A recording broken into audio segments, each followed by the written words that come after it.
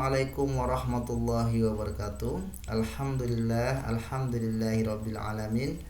Salatu wassalamu ala asyrafil anbiya'i wal mursalin sayyidina wa maulana Muhammadin wa ala alihi wa ashabihi ajma'in, amma ba'du. Bertemu lagi dengan Mr. Anwar, teacher grade 3 Al-Ikhlas. Kali ini kita akan membahas tentang story for Prophet Nabi Yusuf alaihi salam, yaitu Nabi Yusuf alaihi salam, baik dari cerita awalnya hingga akhir.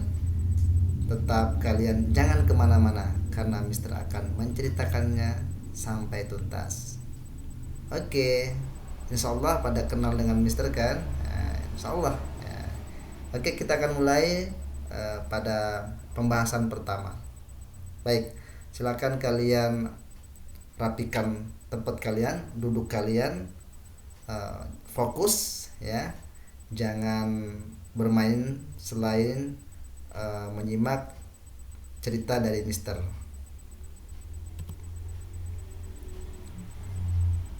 Seri Kisah Nabi dan Rasul, Nabi Yusuf sang pengungkap tabir mimpi. Ini adalah judulnya ya, tapi judul umumnya adalah Kisah Nabi Yusuf alaihissalam.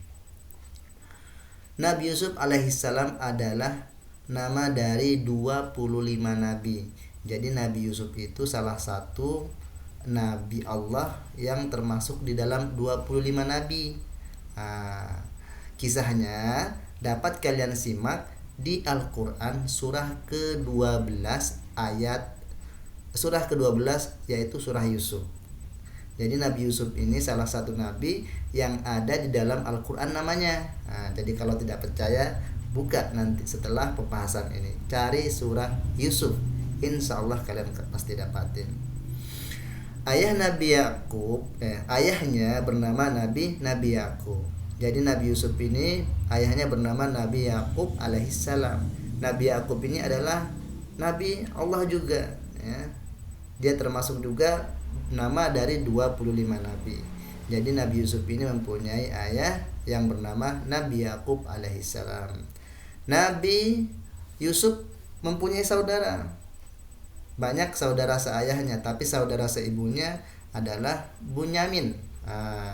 Dan dia dan saudaranya itu, Nabi Yusuf dan saudaranya itu yang bernama Bunyamin itu sangat disayangi oleh Nabi Yakub alaihissalam. Sehingga Nabi Yusuf ini membuat iri semua kakak-kakaknya. Jadi Nabi Yusuf ini karena dia disayangi oleh Nabi Yakub dan Bunyamin, akhirnya kakak-kakak dari Nabi Yusuf dan Bunyamin ini iri hati sehingga mereka sangat benci kepada Nabi Yusuf. Ketika masih anak-anak ya, Nabi Yusuf ini waktu masih anak-anak dia bermimpi. Nabi Yusuf ini bermimpi dan menceritakan mimpinya kepada ayahnya. Apa mimpinya? Mimpinya dia melihat 11 bintang. Dia melihat 11 bintang, matahari dan bulan bersujud kepada Nabi Yusuf alaihissalam. Kemudian setelah dia bermimpi, dia langsung mendatangi ayahnya. Dia bertanya kepada ayahnya, dia menceritakan mimpinya yang tadi malam, dan Nabi Yakub berkata kepada Nabi Yusuf, "Nah, kamu jangan ceritakan mimpi kamu kepada saudara-saudaramu." Jadi setelah Nabi Yusuf bermimpi, dia ceritakan kepada ayahnya Nabi Yakub alaihissalam, dan Nabi Yakub berpesan kepada Nabi Yusuf, "Nak, kamu jangan ceritakan mimpimu kepada saudara-saudaramu." Kepada siapapun ya, kata Nabi Yakub alaihissalam. Tapi apa dikata ya, bocor pun ya, mereka tahu bahwa Nabi Yusuf alaihissalam itu bermimpi dan menceritakannya kepada ayahnya. Saudara-saudaranya tahu, dengar pada waktu itu. Akhirnya mereka punya rencana untuk menyingkirkan Nabi Yusuf alaihissalam. Padahal Nabi Yusuf masih kecil pada waktu itu. saudara-saudaranya udah pada gede, tapi Nabi Yusuf pengen dibuang. Ibarat kata mau dibunuh lah. Akhirnya Nabi Yusuf ingin disingkirkan, dan saudara-saudaranya ini berembuk bagaimana caranya Nabi Yusuf ini tidak ada di rumah. Setelah mereka mendapat mendapat cara, mereka akan menyingkirkan Nabi Yusuf alaihissalam. Nah, setelah itu 10 kakaknya ini, ya kan Nabi Yusuf banyak saudaranya ya, dari berbeda-beda ibu. 10 kakaknya ini datang kepada Nabi Yakub, kepada ayahnya Nabi Yusuf, dan kepada ayah mereka juga. Mereka datang kepada ayahnya meminta izin. Mereka ingin membawa Nabi Yusuf keluar dari lingkungan rumah, pergi ke gurun untuk bermain. Jadi ke-10 saudaranya ini datang, "Ayah, aku akan mengajak adik aku untuk pergi jalan-jalan. Aku akan mengajak saudara aku untuk pergi bermain bersama. Apakah ayah izinkan?" Kata saudara-saudaranya. Tapi Nabi Yakub melarang, "Jangan." Pada waktu itu Nabi Yakub melarang, "Jangan." Tapi saudara-saudaranya ini tetap juga ngotot, "Kami akan jaga, kami akan lindungi Nabi Yusuf, bla bla bla bla." Nah, ayahnya Nabi Yakub alaihissalam akhirnya mengizinkan. Diizinkanlah Nabi Yusuf pergi bersama saudara-saudaranya bermain ke gurun pasir. Setelah lama-lama perjalanan udah terasa jauh, dengan asiknya mereka bermain di gurun bersama saudara-saudaranya, disitulah para saudara-saudaranya menimbulkan ataupun merencanakan sesuatu untuk membuang Nabi Yusuf ke sebuah sumur. Kebetulan pada waktu itu ada sumur. Akhirnya saudara-saudaranya ini langsung mengambil Nabi Yusuf, dibuka bajunya, jadi baru diceburkan ke dalam sumur oleh saudara sendiri, dan baju-bajunya itu dilumuri dengan darah hewan, biar nanti mereka pergi ke ayahnya mengatakan bahwa Nabi Yusuf meninggal dunia karena diterkam binatang buas. Subhanallah, sangat licik sekali saudara-saudaranya. Padahal Nabi Yusuf hanya dibuang ke dalam sumur, dan mereka pergi ke ayahnya melaporkan bahwa Nabi Yusuf itu diterkam oleh serigala. Oke, seperti itu. Nah, mendengar kabar itu, mereka pergi, ya. Mereka datang setelah peristiwa itu, mereka pergi pulang ke rumah dan mengatakan kepada ayahnya bahwa, "Ayah, Nabi Yusuf sudah diterkam oleh binatang buas. Kami tidak melihatnya. Kami hanya bisa menemukan bajunya. Ini bajunya, ayah. Mohon maafkan kami, ayah. Maafkan kami, ayah." Kata 10 saudaranya itu. Padahal Nabi Yusuf tidak meninggal pada waktu itu dan tidak dimakan binatang buas, cuman hanya diceburkan ke dalam sumur. Ya, tapi setelah mendengar peristiwa itu, apa yang diceritakan oleh saudara-saudaranya, Nabi Yakub alaihissalam sangat sedih sekali. Nangis Nabi Yakub. "Anakku, kemana engkau?" kata Nabi Yakub. Sehingga mata Nabi Yakub alaihissalam buta karena dia selalu menangis.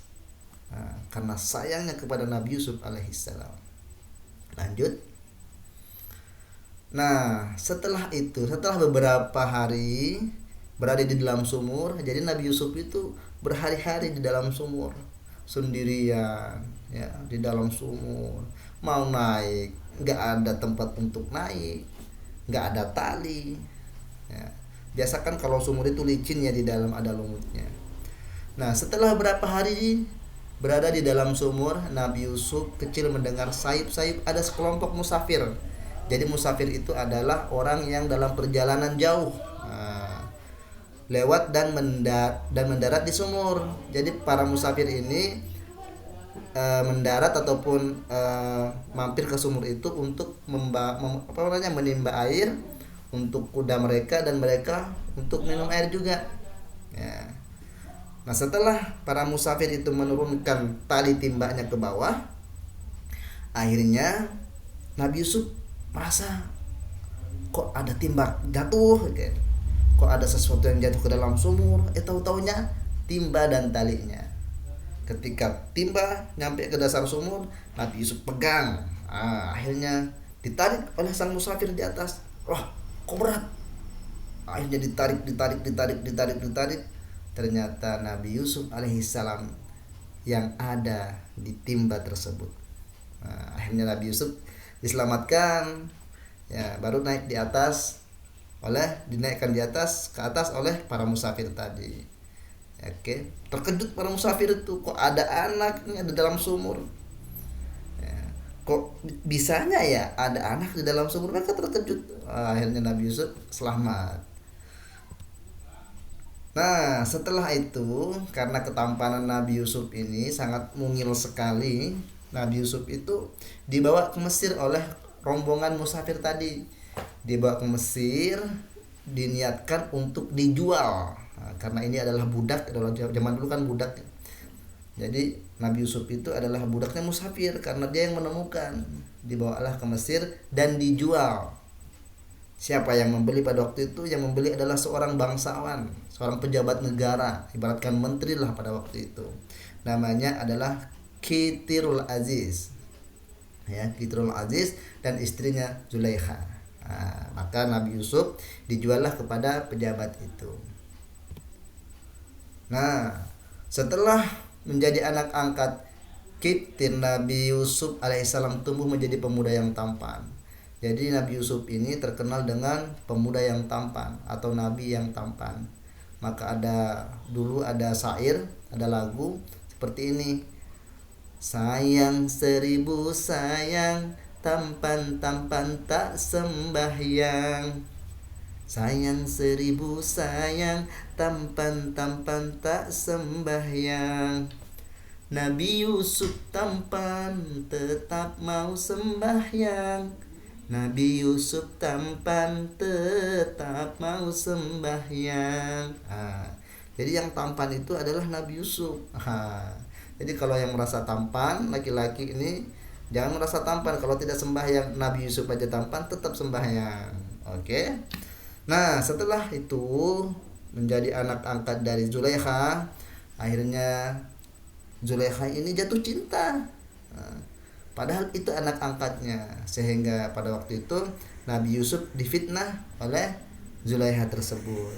Nah, sehingga kisah-kisahnya, ya, difitnahlah Nabi Yusuf bahwa Nabi Yusuf ini akan berbuat yang tidak terpuji kepada Siti Zulaikha, sehingga Siti Zulaikha merobek baju di bagian punggung Nabi Yusuf, karena pada waktu itu Nabi Yusuf dipanggil oleh Siti Zulaikha, dipanggil dan Nabi Yusuf tidak mau. Akhirnya Zulaikha marah dan dia tarik bajunya dari belakang.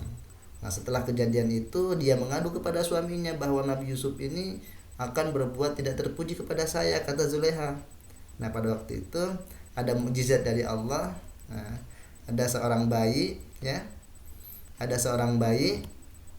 yang menyaksikan langsung bahwa yang bersalah itu adalah Siti Zulaikha. Dalam peristiwa ini, kata bacaan di samping itu bisa kalian baca. Dalam peristiwa ini Allah Subhanahu wa taala memunculkan saksi untuk membela Nabi Yusuf alaihissalam. Saksinya adalah seorang bayi yang masih dalam buayan, masih digendong. Seperti ini. Buayan itu masih digendong, dibuai-buai seperti ini. Itu adalah dari anak paman dari Zulaikha sendiri, bahwa bayi ini berkata, jika pakaian Nabi Yusuf alaihissalam robek di depan, maka ia bersalah. Tapi ternyata Nabi Yusuf itu bagian punggungnya, bagian belakang yang robek. Yang terbukti bersalah adalah Zulaikha. Nah, setelah itu Nabi Yusuf, ya, diamankan, masuklah dia ke penjara, diamankan di sana di penjara, karena Nabi Yusuf memilih di penjara aja. Aku lebih baik di penjara aja daripada di luar, nanti banyak fitnah, kata Nabi Yusuf alaihissalam. Ketika masa hukuman Nabi Yusuf alaihissalam bisa dibaca juga akan berakhir, Raja Mesir, ya, pada waktu itu Ar-Rayyan bin Al-Walid bermimpi. Jadi pada waktu Nabi Yusuf di dalam tahanan, di dalam jeruji besi penjara, raja pada waktu itu bermimpi. Mimpinya seperti ini. Ia melihat 7 sapi betina yang kurus memakan 7 sapi betina yang gemuk. Jadi mimpinya itu ada 7 sapi kurus memakan 7 sapi yang gemuk. Itu mimpinya raja. 7 bulir gandum yang kering dan 7 bulir gandum yang hijau. Raja sangat gelisah. Jadi gelisah, apa mimpiku, kata raja itu. Kira-kira isinya apa ya? Kata raja. Nah, ada seorang pelayan ya. Ada seorang pelayan pada waktu itu mengatakan kepada sang raja ya, bahwa di dalam tahanan ada seorang pemuda yang bisa menafsirkan mimpi. Jadi pada waktu raja gelisah ya, raja gelisah dengan mimpinya yang dia tidak tahu, apa mimpiku ini, apa yang akan terjadi. Gak ada yang bisa menjawab mimpinya raja. Sehingga pada waktu itu pelayan si raja mengatakan bahwa ada pemuda yang bisa menafsirkan mimpi. Dipanggillah Nabi Yusuf alaihissalam ya, maka dijawablah apa yang dimimpikan oleh sang raja. Nabi Yusuf alaihissalam menjelaskan bahwa arti mimpi sang raja adalah akan datang masa kemakmuran selama 7 tahun, kata Nabi Yusuf. Setelah itu akan datang masa kekurangan makanan atau paceklik selama 7 tahun karena kekeringan. Jadi arti dari mimpi itu, kata Nabi Yusuf, akan ada 7 tahun di mana akan melimpah hasil gandum, dan akan terjadi juga 7 tahun paceklik kekeringan. Oke. Mendengar tafsir mimpi ini, penyaji minuman segera memberitahukan kepada raja, terkesan dan meminta agar Nabi Yusuf dikeluarkan dari penjara, tapi Nabi Yusuf justru menolak. Jadi Nabi Yusuf itu tidak mau keluar dari penjara ya, tapi dia sudah memberitahukan bahwa akan terjadi sesuatu itu kepada sang raja melalui pelayan tadi. Nah, pada masa itu, setelah Nabi Yusuf menafsirkan mimpinya, Nabi Yusuf juga akhirnya keluar dari penjara dan diangkat menjadi seorang pejabat oleh raja pada waktu itu. Karena dia bisa menafsirkan mimpi raja, akhirnya timbal baliknya adalah Nabi Yusuf dikeluarkan dari penjara dan dijadikan pejabat negara pada waktu itu. Nah, setelah datang musim paceklik, tadi kan mimpinya tuh sudah mimpi raja sudah terbukti ya, bahwa 7 tahun itu masa melimpahnya gandum, kayak kita di sini di Indonesia padi ya. Nah, setelah 7 tahun datanglah paceklik. Maka pada waktu itu Nabi Yakub alaihissalam beserta keluarganya kena imbasnya juga, keluarga Nabi Yusuf yang ada di luar kerajaan. Nah, Nabi Yakub ini memerintahkan kepada anak-anaknya yang saudara-saudaranya Nabi Yusuf ini untuk pergi ke kota, ke kerajaan untuk meminta ataupun membeli bahan makanan. Sesampai di Mesir, saudara-saudaranya ini, dia bertemu dengan Nabi Yusuf. Mereka bertemu dengan Nabi Yusuf, tapi mereka tidak mengenal Nabi Yusuf. Tapi Nabi Yusuf mengenal mereka. Setelah mereka tatap, lah, kemana saudaraku, kata Nabi Yusuf. Kok cuman mereka aja yang datang. Nah, setelah mereka diberikan makanan, bahan makanan, Nabi Yusuf bilang kepada saudara-saudaranya ini, besok kalian kesini lagi ya, tapi dengan satu syarat, bawa saudara kalian. Saudaranya itu adalah saudara Nabi Yusuf sendiri, tapi saudara-saudaranya tidak tahu. Maka saudara 10 ini pulang menghadap Nabi Yakub alaihissalam. Ayah, kata mereka, kami bertemu dengan pejabat kerajaan, kami sudah diberikan makanan, tapi kami suruh kembali besok dengan syarat kami harus membawa Bunyamin. Bunyamin, kata Nabi Yakub. Terkejut Nabi Yakub. Aku nggak mau kehilangan Bunyamin lagi, aku sudah kehilangan Yusuf dalam hati, Bunyamin. Tapi ini perintah ya. Jadi pada waktu itu